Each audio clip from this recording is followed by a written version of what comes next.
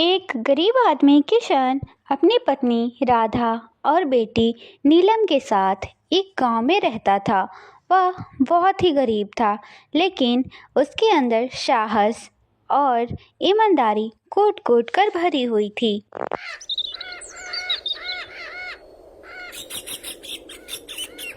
अरे जी, आप तो जानते ही हैं ना, हमारे घर में राशन की बेहद कमी हो रही है। अगर ऐसे ही चलता रहा तो 1-2 महीने में हमारा क्या हाल होगा। आगे चलकर हमें बहुत सी दिक्कतों और परेशानियों का सामना करना पड़ेगा। अरे राधा, जब तुम बता ही रही हो तो साफ साफ कहो ना कि इसी हफ्ते से हमें राशन की बेहद कमी होगी। अरे जी, मैं आपको क्या ही बताऊं, मुझे आपसे यह सारी बातें बताने में बहुत शर्म आती है। जब मैं आपको काम करते हुए देखती हूं तो मुझे अपने आप पे बहुत रोना आता है कि मैं आपके बुरे समय में बिल्कुल भी मदद नहीं कर पा रही हूँ। मुझे इस बात का बहुत अफसोस है। अरे मैं कोसती हूँ अपने आप को, आखिर मैं आपके बुरे समय में काम क्यों नहीं आ रही हूँ। अरे राधा, तुम्हें शर्माने की बिल्कुल भी जरूरत नहीं। हर व्यक्ति पे कभी ना कभी बुरे समय का बरसात जरूर होता है। तो हमारी भी अभी बुरे समय चल रहा है। तुम देखना, एक न एक दिन हमारा अच्छा समय जरूर आएगा और हम भी खुशी से जरूर रहेंगे। अरे जी, आप कह तो सही रहे हैं। कोई बात नहीं, ऊपर वाला सब देख रहा है। ऊपर वाले के घर में देर है अंधेर नहीं। हाँ राधा, कह तो तुम सही रही हो। तुम बात रही राशन की, तो तुम बिल्कुल भी टेंशन मत लो।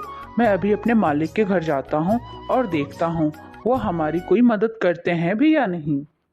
किशन को कोई रास्ता दिखाई नहीं देता है, इसीलिए वह अपने मालिक के पास जाने का सोचता है, क्योंकि उसका मालिक अलग स्वभाव का था। मालिक के अलग स्वभाव के होने के कारण किशन उससे ज़्यादा उम्मीद नहीं रखता। फिर क्या था, किशन अपने मालिक के घर की ओर निकल पड़ता है और मालिक से जाकर कहता है, मालिक, जैसे कि आपको पता है मैं एक गरीब मजदूर हूँ और मैंने आपके हर काम में हाथ दिया है।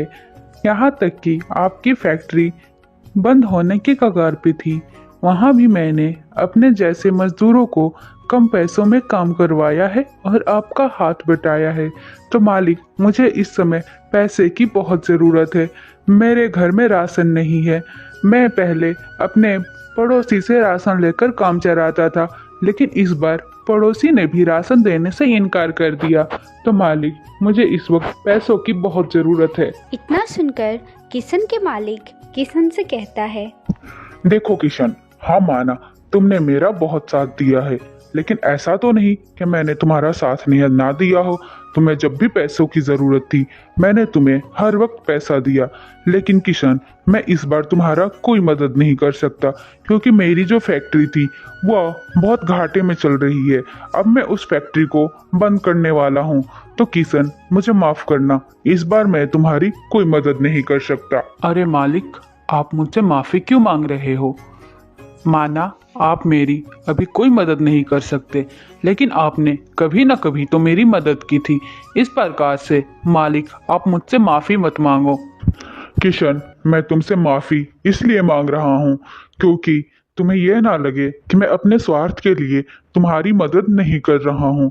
देखो किशन, मैं भी मजबूर हूँ। अब मुझे भी अपना घर चलाने के लिए कोई ना कोई काम ढूंढना पड़ेगा। नहीं मालिक, आप यह क्या कह रहे हैं?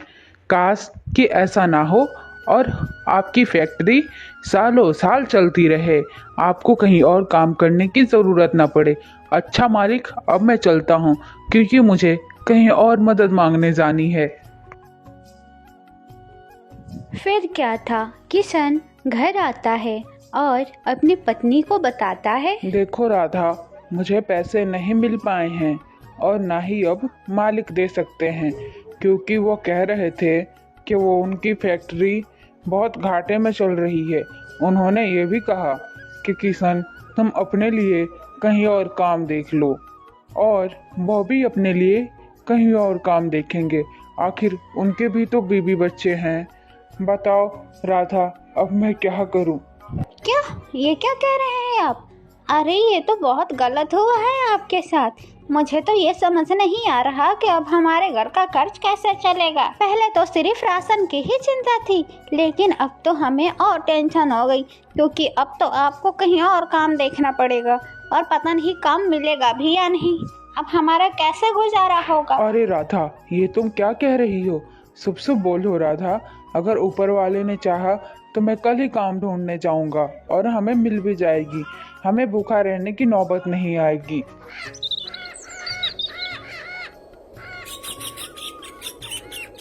और फिर अगले दिन सुबह होते ही किशन काम की तलाश में निकल जाता है। वह एक बड़े से जमींदार के पास जाता है और वो कहता है, जमींदार साहब, मैं बहुत गरीब आदमी हूँ, कोई काम हो तो मुझे दे दो। मैं कोई भी काम करने के लिए तैयार हूँ। देखो भाई, फिलहाल तो मेरे पास कोई काम नहीं है। अगर कोई काम होगा मैं तुम्हें ज़रूर बताऊंगा। अभी तो मेरे पास बहुत से मजदूर काम कर रहे हैं, इसलिए जब मुझे मजदूरों की कमी होगी मैं तुम्हें ज़रूर बताऊंगा। जमींदार के मुंह से यह बात सुनकर किशन बहुत उदास हो जाता है। फिर वह इधर उधर काम की तलाश में घूमने लगता है, लेकिन उसे कहीं काम नहीं मिलता। फिर वह थक हार के एक पेड़ के नीचे बैठ जाता है। हे ऊपर वाले, ये तो मेरी कैसी परीक्षा ले रहा है। मुझे तो कहीं काम नहीं मिल रहा, और दूसरी ओर मैं अपने पत्नी से वादा करके आया हूँ कि आज कहीं न कहीं से राशन का इंतजाम जरूर करूँगा। हे ऊपर वाले, मेरी मदद करो। फिर क्या था, किशन जब पेड़ के नीचे बैठा होता है तभी एक आदमी आता है और किशन से कहता है, किशन भाई, क्या तुमने सुना? मेरे तो सुनने में आया है कि आजकल बहुत बारिश होगी और बाढ़ आने का भी खतरा है। अरे भाई, यह तुम क्या कह रहे हो? अरे ऊपर वाले ना करे कि ऐसा हो। अगर ऐसा जोरदार बारिश हुआ तो किसानों की फसल तो खराब हो जाएगी और हम जैसे मजदूरों को तो कहीं काम भी नहीं मिलेगा। फिर क्या होगा हमारा? भाई, अब मैं क्या ही बोलूं। मैंने जो अखबार में पढ़ा था और सुना था, मैं तो वही आपसे कह रहा हूँ। आगे का ईश्वर ही जाने, क्या होगा क्या नहीं होगा। यह सारी बातें सुनकर किशन घर चला आता है और वह अपने पत्नी को बताता है। राधा, अब मैं तुम्हें क्या बताऊं। मैं हर जगह काम के तलाश में गया, पर मुझे कोई काम नहीं मिला।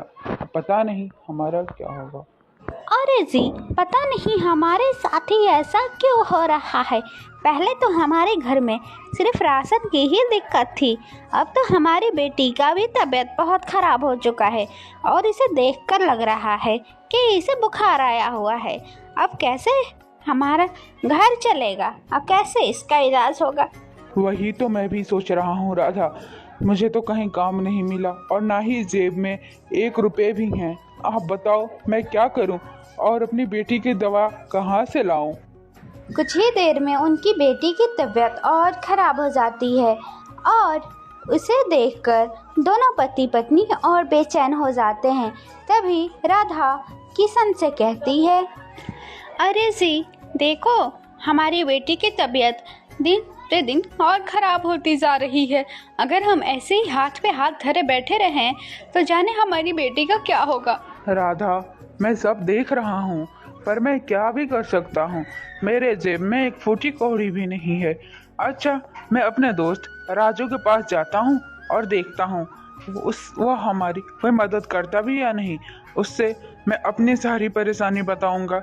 मुझे उम्मीद है वह मदद ज़रूर करेगा, ज़रूर करेगा, ज़रूर।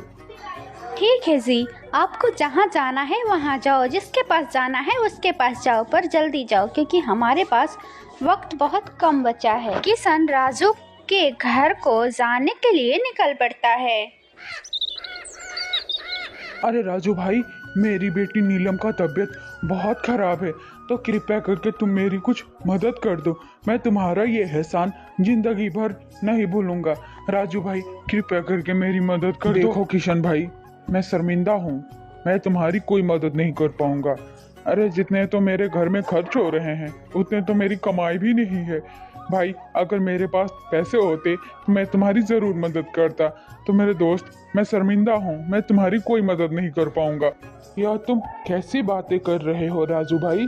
क्या तुम सच में मेरी मदद नहीं कर सकते? या मेरी बेटी की ज़िंदगी तुम्हारे पैसों से कम है? नहीं किशन भाई, ऐसी बात नहीं है। अगर मेरे पास पैसे होते तो मैं तुम्हारी मदद जरूर करता, लेकिन सच में मेरे पास पैसे नहीं है किशन भाई। बात को समझने की कोशिश करो। यह सारी बातें राजू की बीवी सुनीता सुन लेती है और राजू से पूछती है, अरे जी आप किससे बातें कर रहे थे? उसकी कुछ परेशानी जैसी बातें हो रही थी। अरे कुछ नहीं सुनीता, वो मेरा दोस्त किशन आया हुआ था।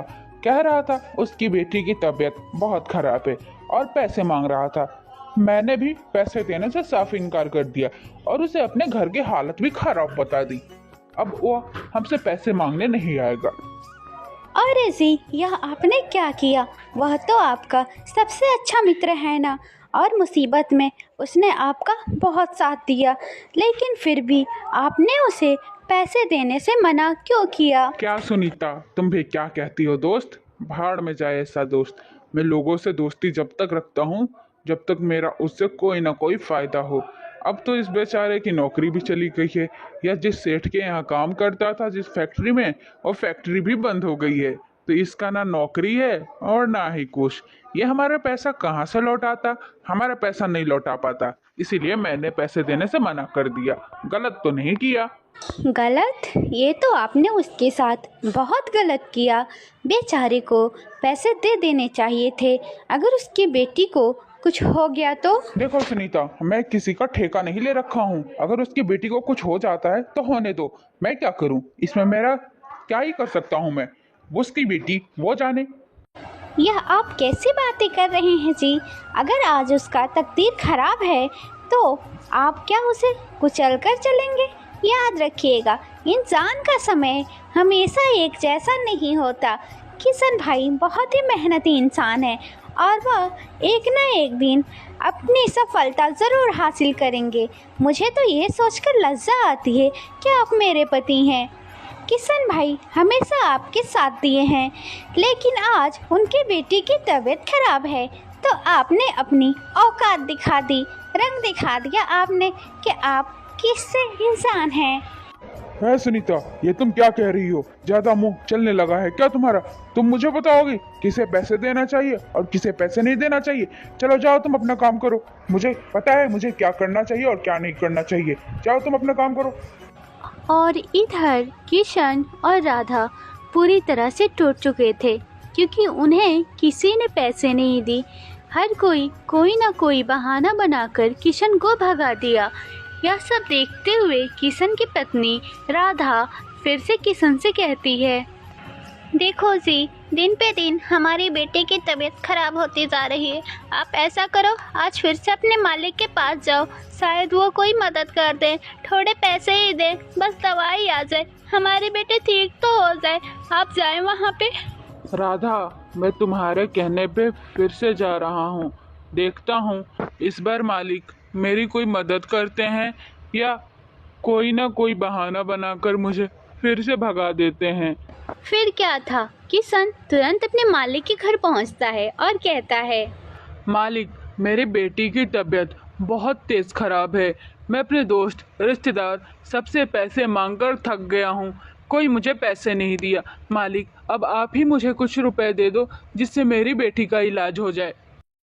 किशन, मैं तुम्हें पहले ही बता चुका हूँ, मेरी फैक्ट्री बंद हो चुकी है। अब मेरे पास फूटी कौड़ी भी नहीं आती, तो मैं तुम्हें पैसे कैसे दे सकता हूँ? और किशन, हमेशा तुम एक बात याद रखना, बुरी परिस्थिति में दोस्त, यार, परिवार कोई साथ नहीं देता। अपनी परिस्थिति खुद ही संभालनी पड़ती है और लोग तुम्हारी ठेका थोड़ी ले रखे हैं। किशन, अपनी परिस्थितियों का सामना तुम्हें खुद करना पड़ेगा।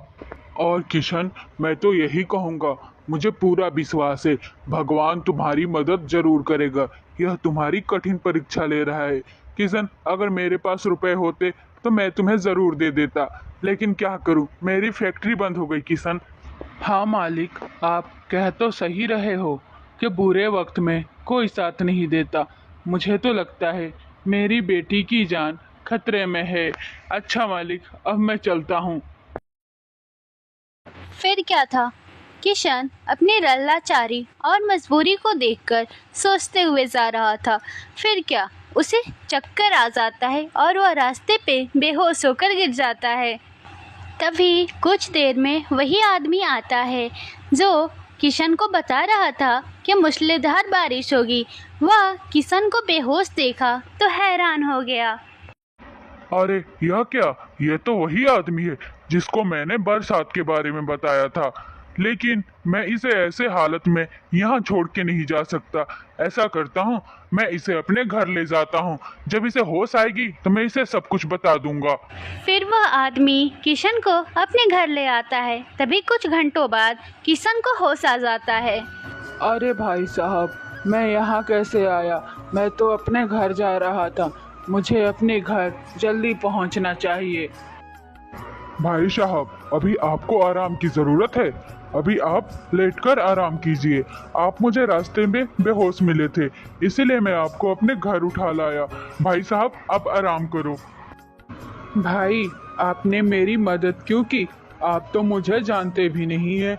हम तो बस एक बार मिले थे जब आपने मुझे बरसात के बारे में बताया, और ना ही हमारा कोई रिश्ता है। फिर आपने यह मदद कैसे?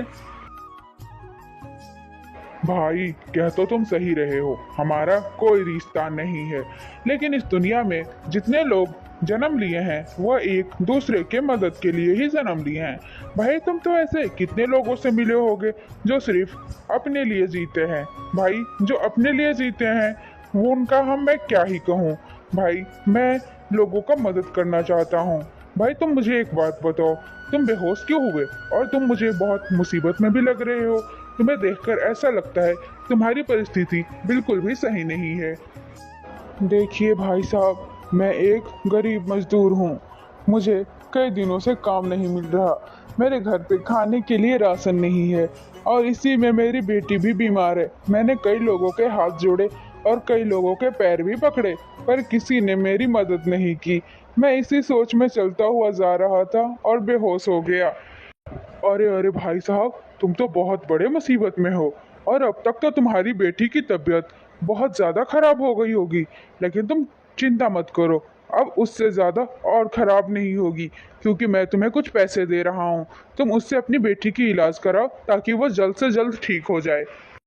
भाई साहब, आपका बहुत बहुत धन्यवाद जो आपने मुझे इतने पैसे दिए। आज तक मैं सिर्फ भगवान का नाम सुनते आया हूँ, लेकिन आज मुझे साक्षात भगवान दिखाई दे रहे हैं, और वो हैं आप। आपने मुझे बिना जान पहचान के इतनी मदद की, इतना कोई नहीं कर सकता। भाई साहब, आपका बहुत बहुत धन्यवाद। अरे भाई साहब, यह आप क्या कह रहे हैं? मैं कोई भगवान नहीं हूँ, यह मेरा फर्ज था। आप जल्दी से अपने घर जाओ और अपनी बेटी की इलाज करवाओ। फिर किशन कुछ दिनों तक अपनी बेटी का इलाज करवाता है और किशन की बेटी जल्द ही ठीक हो जाती है। अरे जी, आपने तो बताया ही नहीं, पैसे कहाँ से लाए थे? राधा, अब मैं तुम्हें क्या बताऊं? मैं तो उस आदमी को जानता तक नहीं।